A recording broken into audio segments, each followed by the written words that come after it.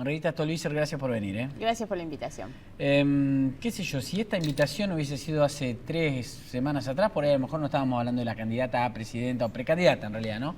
A presidenta. Pero bueno, así se dieron las cosas. La renuncia de Wiener abrió este espacio, ¿no?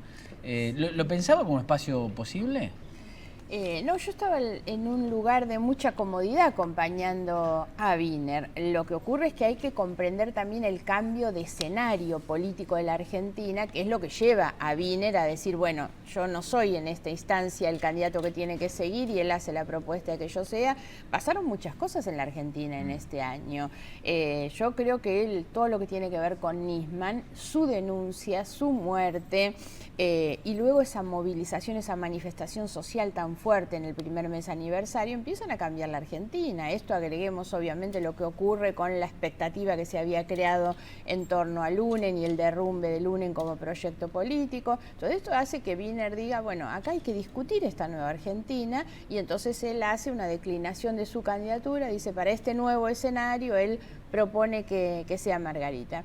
Y yo creo que hay que hacernos cargo un poco de los cambios. Uno de ellos es que hasta fin del año pasado existía casi como una corriente que llevaba a que debían juntarse los opositores para impedir que un gobierno todavía con alguna chance pudiera seguir.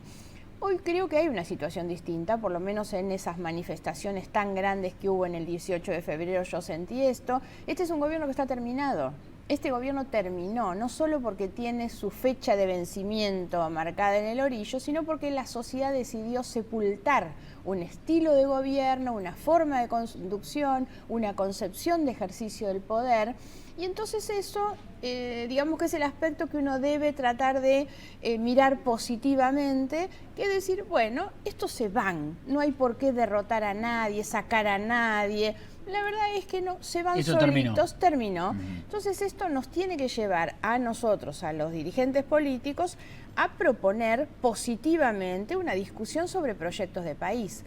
Y a la sociedad, al votante, a votar con libertad. Ya no tiene que votar en contra de, no tiene que votar pensando con miedos o con cosas. Tiene que votar con libertad cuál es el mejor proyecto, cómo quiere que se gobierne la Argentina en los años que vienen. Margarita, y ahora volvemos sobre este tema que es de lo que quiero hablar, pero ¿por qué el fracaso de UNEN? ¿Por qué fracasó UNEN? ¿Fracasó Digamos, por una persona, por varias, porque...? Podría haber muchas razones. Una es que tal vez hasta se presentó con demasiada anticipación en un país donde la política es puro vértigo. En la Argentina todo es demasiado dinámico y los acontecimientos cambian, y tal vez presentar un frente con tanta anticipación no era bueno. Hubo estrategias equivocadas. Yo planteé desde un comienzo, intenté discutirlo adentro del UNEN y no hubo espacio, que fue una estrategia muy acotada a posicionar a 5 personas como candidatos. Era una estrategia muy fotográfica, ¿no? Entonces se había decidido que las fechas patrias se juntaban en la casita de Tucumán, en el Cabildo se sacaban la foto. Y me parece que estas cosas hay que darle un poco más de volumen, de consistencia. Ese es un riesgo que tiene el acuerdo con Macri. El acuerdo con Macri firman un acuerdo sobre el que no hay acuerdos, no hay reglas y no hay programa. Uno cuando sostiene un acuerdo político tiene que hacerlo sobre la base de un programa de gobierno, que es decir, bueno, esto es lo que nos comprometemos a hacer todos juntos.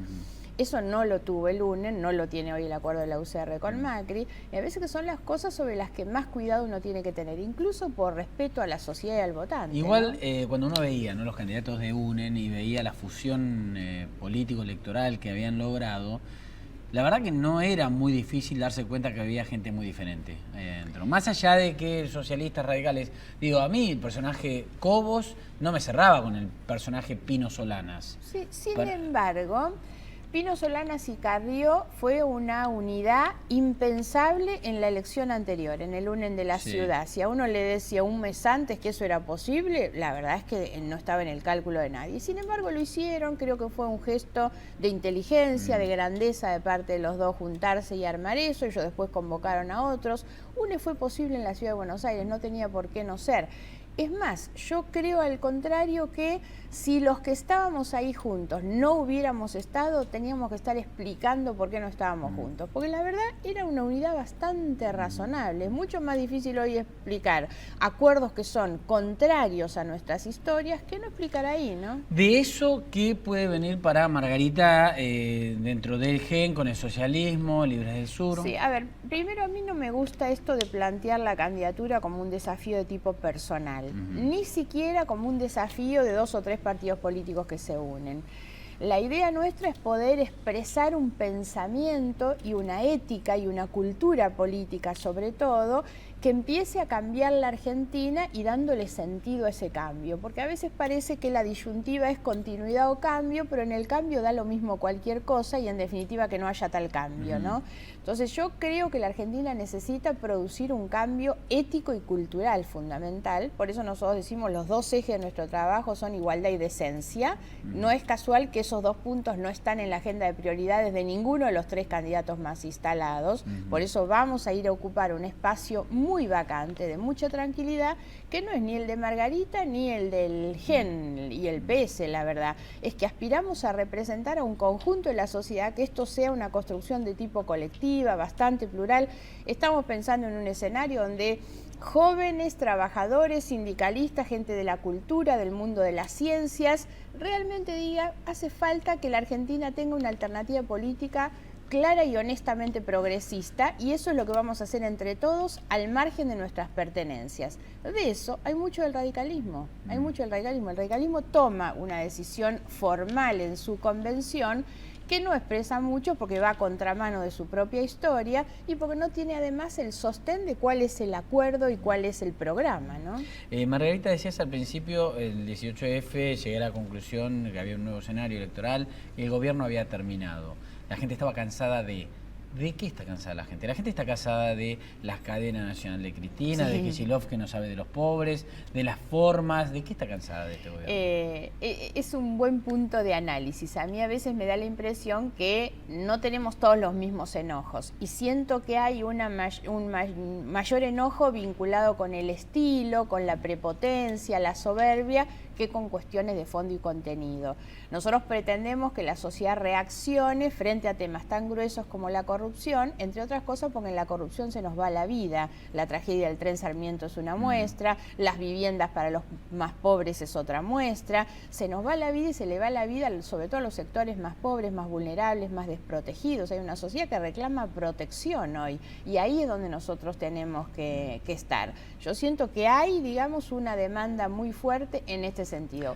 La reconstrucción de nuestra base moral, ética, el valor del esfuerzo, del trabajo, de la educación, están en la preocupación de la gente. Ahí hay un punto en donde intenta hacerse fuerte Scioli, que no es tanto lo que se oponen al fondo y a la política de gobierno, sino a la forma. Y él propone que es otra forma. Por eso.